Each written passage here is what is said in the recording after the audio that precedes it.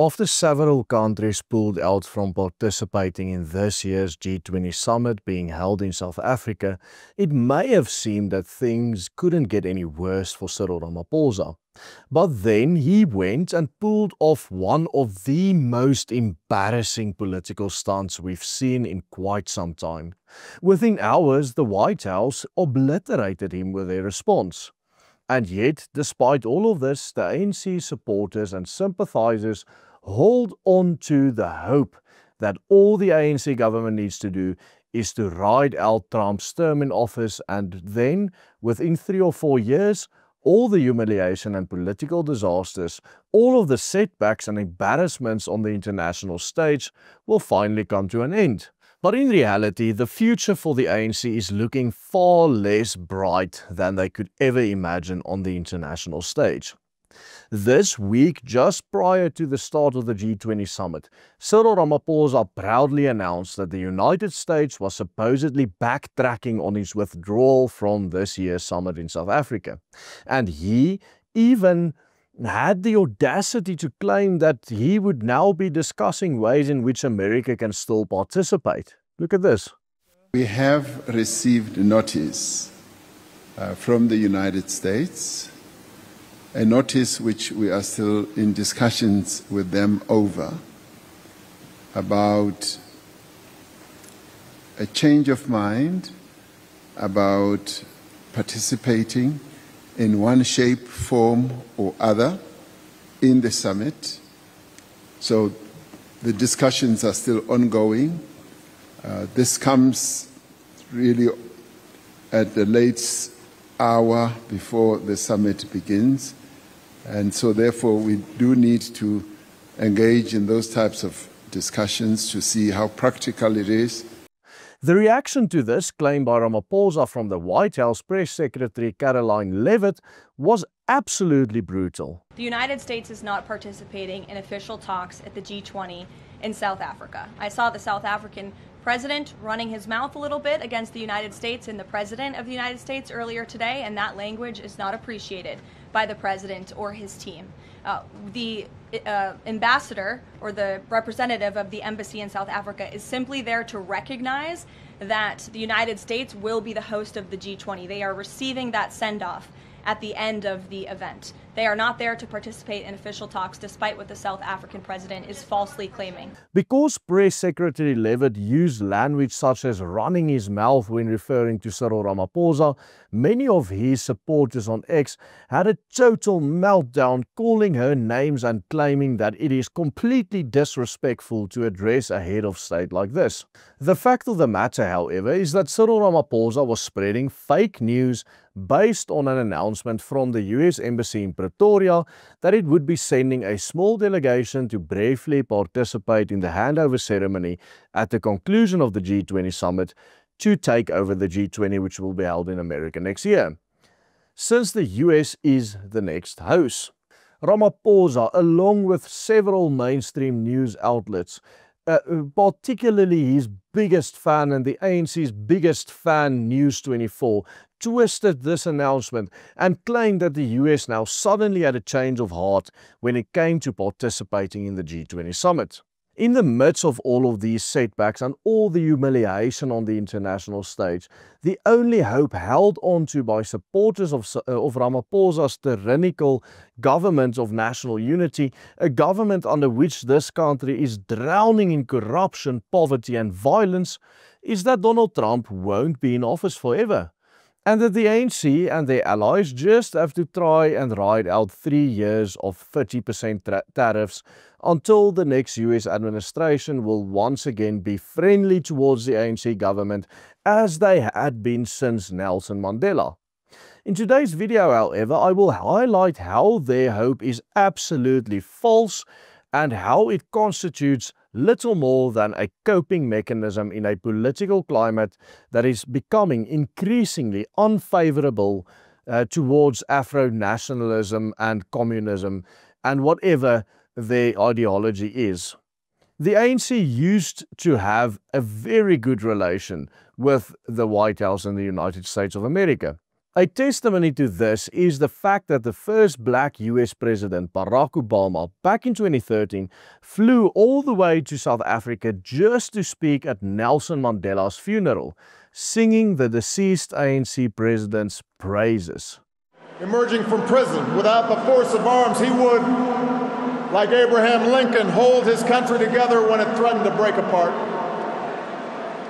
And like America's founding fathers, he would erect a constitutional order to preserve freedom for future generations, a commitment to democracy and rule of law. Even during Donald Trump's first term in office between 2017 and 2021, the status quo was maintained when it came to South Africa and their relations with the US. This, although President Cyril Ramaphosa insulted Trump by falsely accusing him of spreading misinformation, even blatantly lying by absurdly claiming that there are no foul murders in South Africa at all. Take a look at this.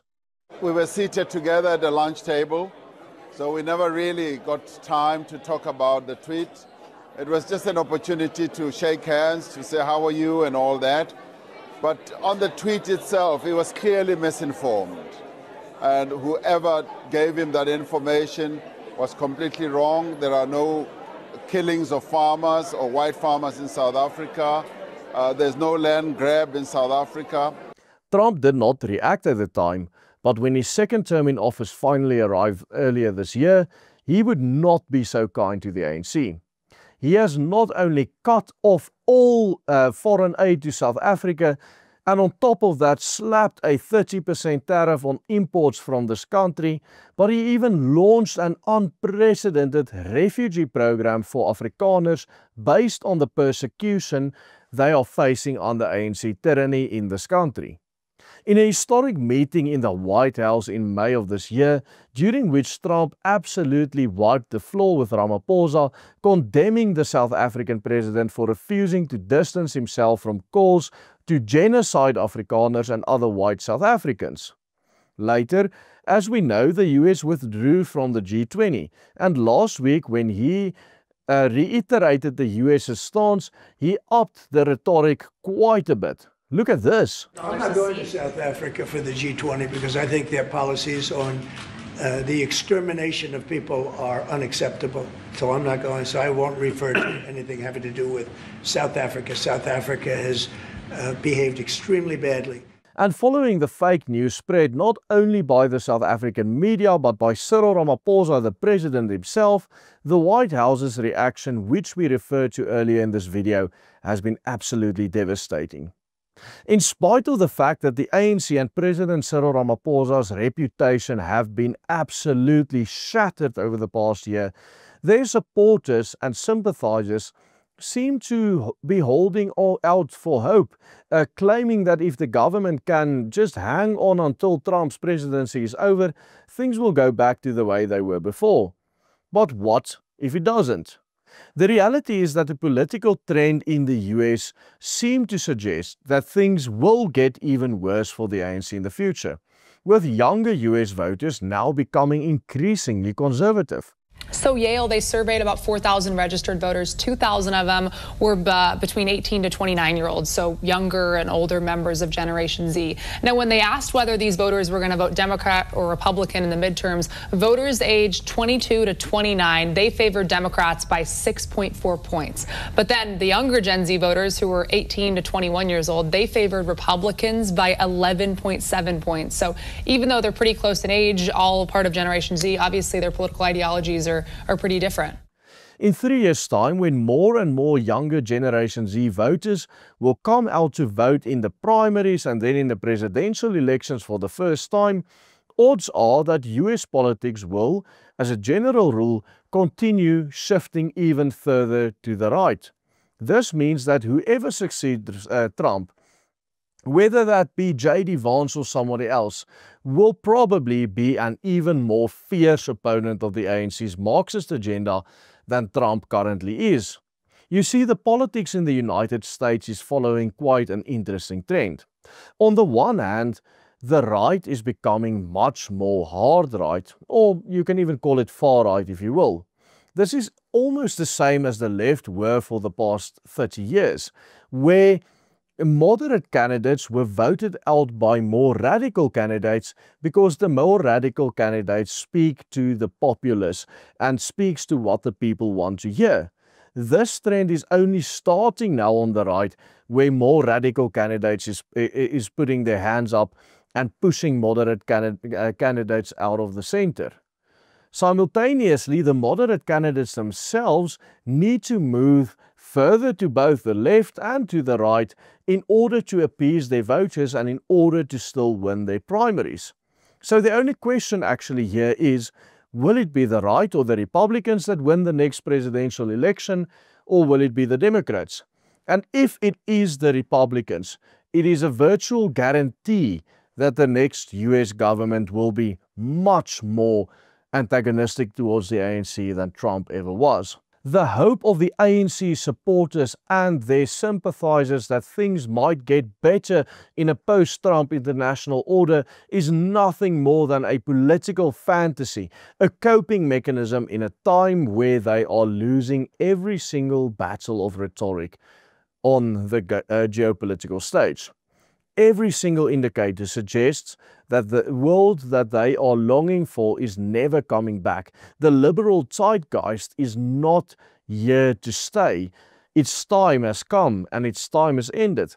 And as Washington's patience with the South African government's corruption and lawlessness and anti-Western posturing on the international stage evaporates, the ANC standing on the global stage is set to deteriorate even further in a post-Donald Trump world. This is why it is so important for us on this channel to continue intensifying the fight to liberate our people from ANC oppression.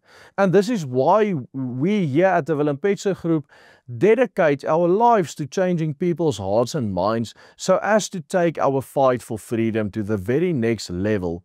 In a recent video, we highlighted the successes of white South Africans in spite of the oppression that we face. And the reason we did this was precisely to encourage people to this end. Check out our video by clicking on this link appearing on your screen right now. And consider becoming a paid member of the Willem Petscher Group by simply following the steps on this banner underneath me. Without your support, we cannot continue to make these videos to change the hearts and minds of people. Goodbye and God bless.